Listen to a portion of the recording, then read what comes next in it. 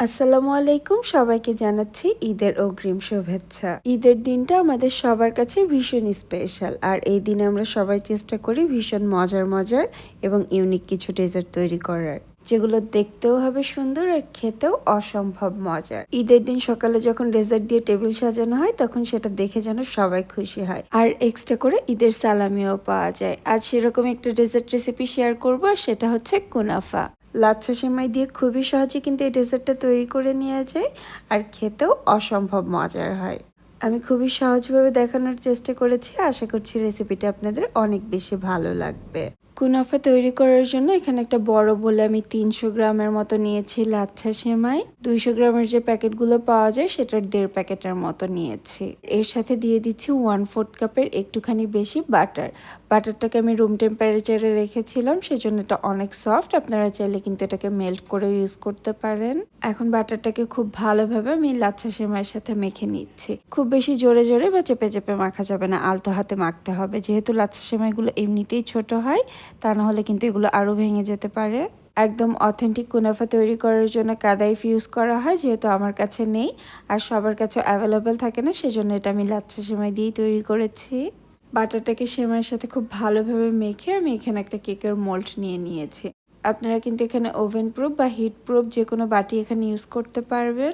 আর এখন এই মোল্ডে আমি বেশ খানিকটা বাটার খুব ভালোভাবে ব্রাশ করে নিচ্ছি। বাটারটাকে কিন্তু অবশ্যই ভালোভাবে লাগিয়ে নিতে হবে। বাটির নিচে এবং 4 সাইডে বাটারটাকে ব্রাশের সাহায্যে খুব ভালোভাবে লাগিয়ে নিয়েছি। এখন বাটার দিয়ে যে সেমাইটা মেখে রেখেছিলাম সেটা থেকে অর্ধেকেরও একটু বেশি আমি এখন এই বাটিতে নিয়ে নিচ্ছি। আর বাকি সেমাইটা রেখে দিচ্ছি, সেটা পরে ইউজ করব। আমি এখন এই সেমাইটাকে বাটির সাহায্যে খুব ভালোভাবে চেপে চেপে সেট করে নিচ্ছি। আপনারা আপনাদের সুবিধা মতো বাটি, গ্লাস বা হাত যে কোনো কিছু দিয়ে এটাকে চেপে চেপে সেট করে নিতে পারেন। সেমাইটাকে কিন্তু খুব ভালোভাবে চেপে চেপে এটাকে সেট করে নিতে হবে, তা না হলে এটা মোল্ড আউট করার সময় ভেঙে যেতে পারে। দেখে নিশ্চয়ই বুঝতে পারছেন সেমাইটাকে আমি নিচে এবং 4 সাইডে একটু উঁচু করে সমানভাবে এটাকে ছাড়িয়ে নিয়েছি। এটাকে একটা সাইডে রেখে দিচ্ছি।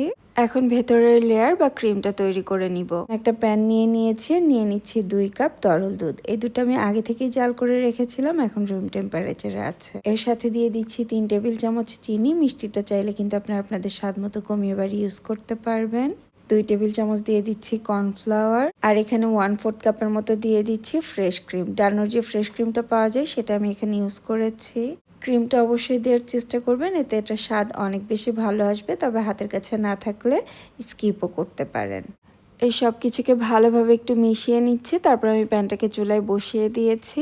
এখন চুলার আঁচটাকে মিডিয়াম লোতে রেখে এটাকে অনবরত নেড়ে নেড়ে জাল করব। যেহেতু এটাতে কর্নফ্লাওয়ার ইউজ করেছি, খুব দ্রুত কিন্তু এটা ঘন হতে থাকবে, সেজন্য এটাকে অনবরতই নাড়তে হবে। খুবই অল্প সময়ের মধ্যে এটা ঘন হতে শুরু করবে। আর এই ভেতরের ক্রিমটা তৈরি করতে একদমই সময় লাগে না, 4-5 মিনিটের মধ্যে এটা তৈরি হয়ে যায়। আমি এটাকে 4-5 মিনিট জাল করে নিয়েছি, দেখে নিশ্চয়ই বুঝতে পারছেন এটা কিন্তু এখন অনেকটাই ঘন হয়ে এসেছে। আমি কনসিস্টেন্সিটা একটু দেখিয়ে দিচ্ছি। যখন এটা এরকম ঘন হয়ে আসবে এটাকে চুলা থেকে নামিয়ে নিতে হবে। আর চুলা থেকে এই মিশ্রণটাকে নামিয়ে নেওয়ার সাথে সাথে যে সেমাইটাকে সেট করে রেখেছিলাম সেটার উপরে এটাকে ঢেলে দিচ্ছি। সম্পূর্ণ মিশ্রণটাকে ঢেলে নেওয়ার পরে এর উপরে আমি কিছুটা মোজারেলা চিজ দিয়ে দিচ্ছি। চিজ দিলে এটা খেতে অনেক বেশি ক্রিমি আর চিজি হয়, তবে এটা টোটালি অপশনাল, দিতে না চাইলে না দিলেও চলবে। আর যদি আপনারা এখানে চিজ ইউজ করেন তাহলে অবশ্যই এটাকে চেষ্টা করবেন গরম গরম সার্ভ করার জন্য, তা না হলে চিজটা কিন্তু জমে যাবে। আর যদি আপনারা এটাকে ঠান্ডা করে সার্ভ করেন তাহলে আর চিজটা দেওয়ার প্রয়োজন নেই। চিজ দেওয়ার পরে আমি বাকি যে সেমাইয়ের মিশ্রণটা রেখে দিয়েছিলাম এখন সম্পূর্ণ মিশ্রণটা উপরে দিয়ে নিচ্ছি। আর এটাকে এখন হাত দিয়ে আবারও খুব ভালোভাবে একটু আলতো করে চেপে চেপে সেট করে নিচ্ছি। এই তো এটা কিন্তু খুব সুন্দরভাবে সেট হয়ে গিয়েছে। এখন এটাকে বেক করে নিব। আর আজ এই কুনাফাটা কিন্তু আমি চুলায় বেক করছি।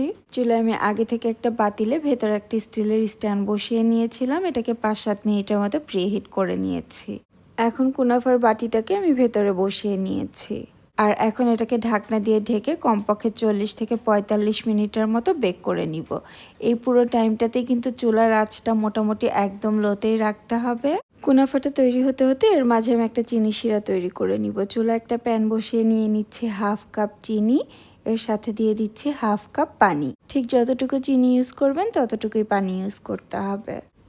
এখন এটাকে নেড়ে খুব ভালোভাবে মিশিয়ে নিচ্ছি। চিনিটা পুরোপুরি গলে পানিতে বলক আসা পর্যন্ত অপেক্ষা করব। আর এই চিনি শিরাটা কিন্তু কোনো একতার বা দুইতারের চিনি শিরা তৈরি করতে হবে না। চিনিটা গলে এটাতে বলক চলে আসলে 2 মিনিটের মতো জাল করে নিলেই তৈরি হয়ে যাবে।